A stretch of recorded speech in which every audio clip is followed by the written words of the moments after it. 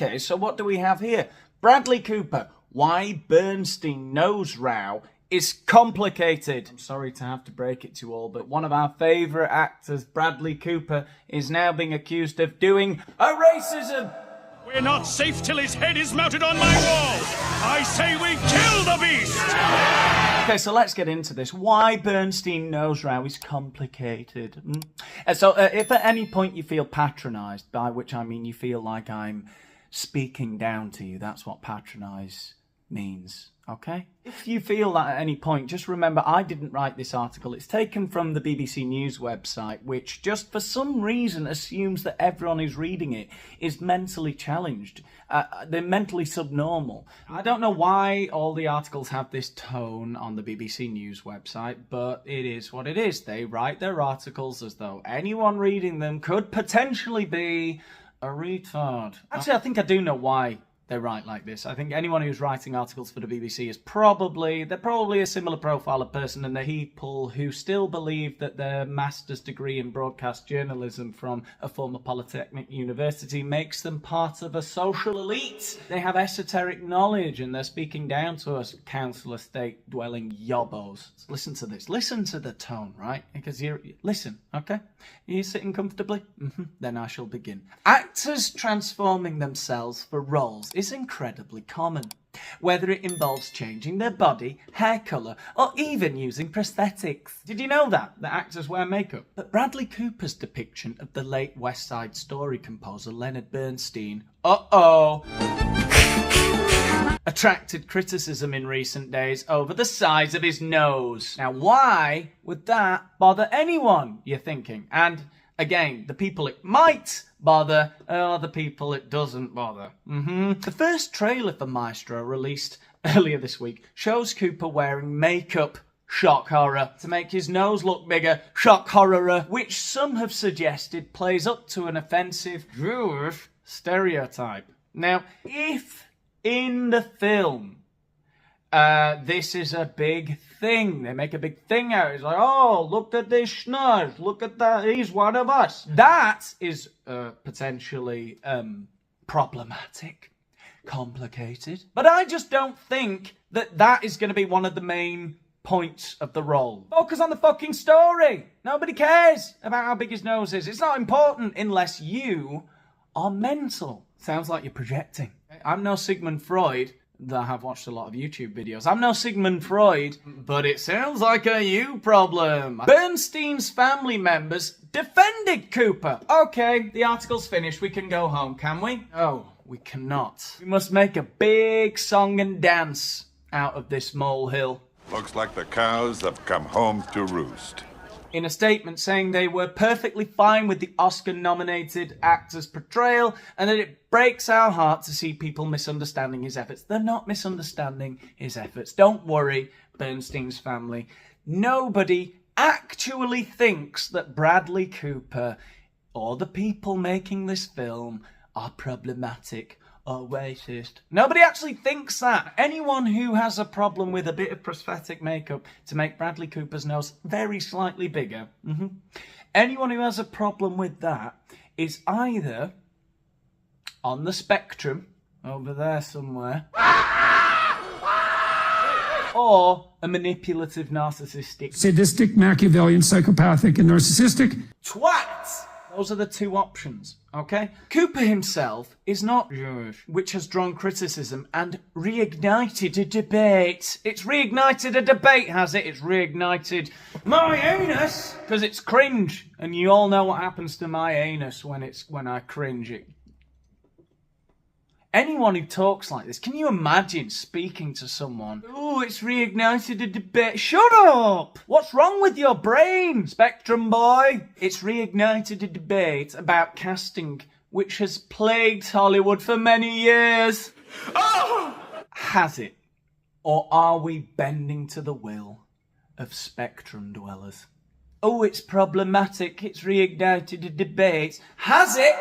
I'm not sure it has. We're just pretending like it has so that we don't get fired from our jobs and stuff. There's no debate to be had. Leonard Bernstein had a slightly bigger nose than Bradley Cooper. Bradley Cooper is playing Leonard Bernstein, so they've made a bit of makeup.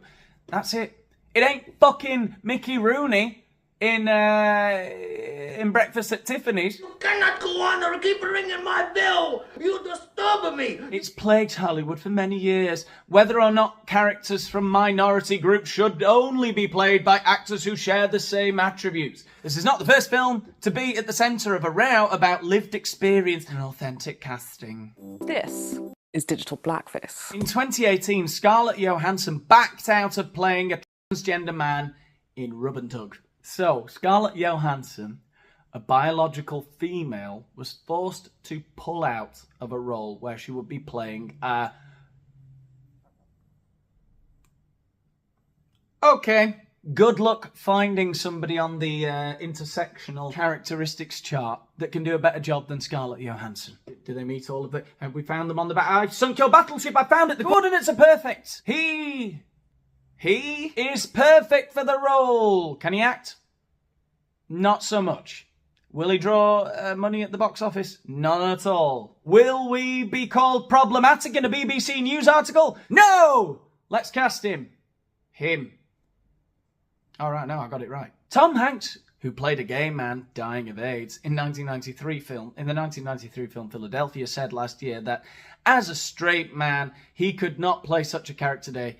And rightly so. To do whatever you tell me, drill sergeant? What should have happened for Philadelphia is not only should they have got a gay man, but a gay man dying of AIDS to play the role. Would it have won an Oscar? That would depend on the acting abilities of the extremely frail man. Tom Hanks is an idiot. He doesn't think that he can't play a gay man. You're a goddamn genius. You know, it's funny to think that Tom Hanks won his 2 Best Actor awards at the Oscars in consecutive years.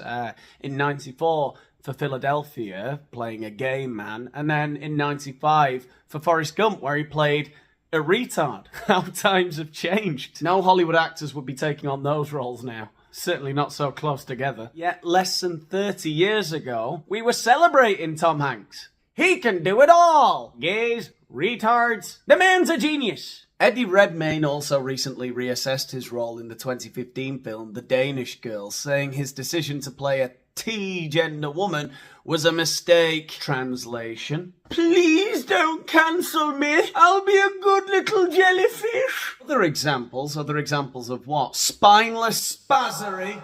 Other examples include Ridley Scott's 2014 Exodus Gods and Kings, which was criticised for featuring a non-Arab actors as Egyptians, whilst Jake Gyllenhaal, a Swedish and Jewish actor, played the lead in the 2010 film Prince of Persia: The Sands of Time. I think people in that part of the world have got fatter fish to fry. And they're normally quite an understanding bunch.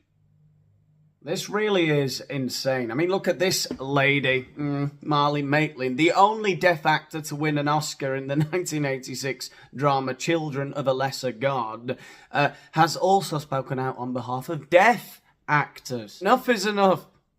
I'm laughing because I was going to do the voice, but then I realised I shouldn't do all the voices all the time. Enough is... I won't. Enough is enough, she told The Guardian last year. Of course it was The Guardian. Death is not a costume. It's not authentic, and it insults the community that you're portraying. Because we exist, we deaf actors, all 7 of us.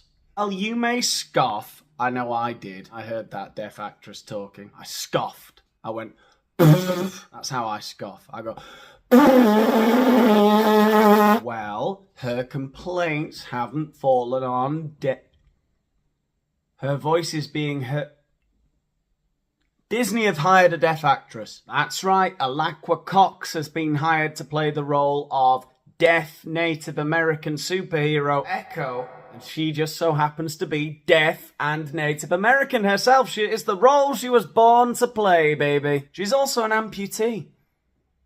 I don't know if that's part of the role. Okay, so what if a really dedicated method actor really wanted to play a blind person? Would they be appeased, these folk, if that method actor poked one of his eyes out? You poked them both out!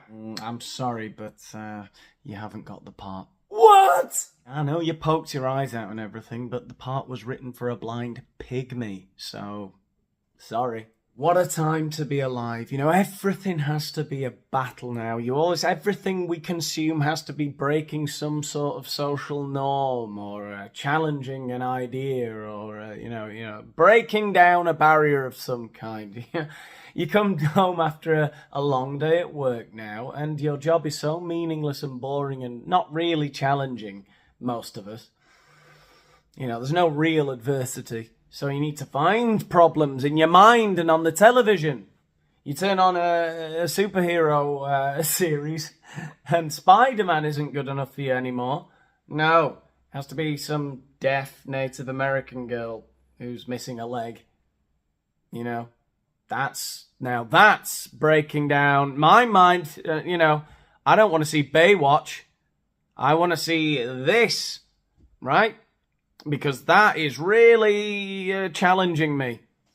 Is it?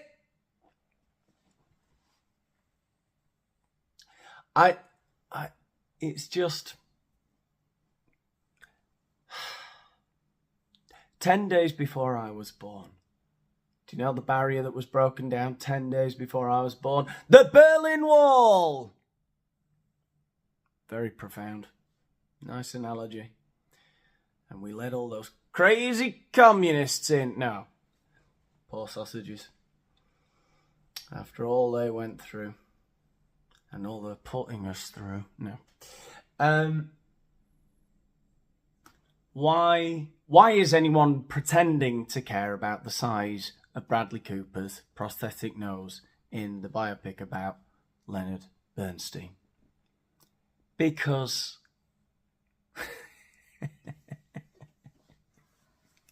because their children live beyond the age of 5. That's why. Or they haven't got any children. Or because TB isn't a thing anymore. That's why. It's because life expectancy is about 90. It's because most illnesses are treatable.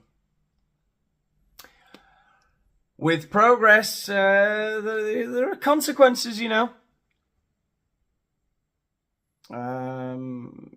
We're building the Tower of Babel. We think we know it all. We don't.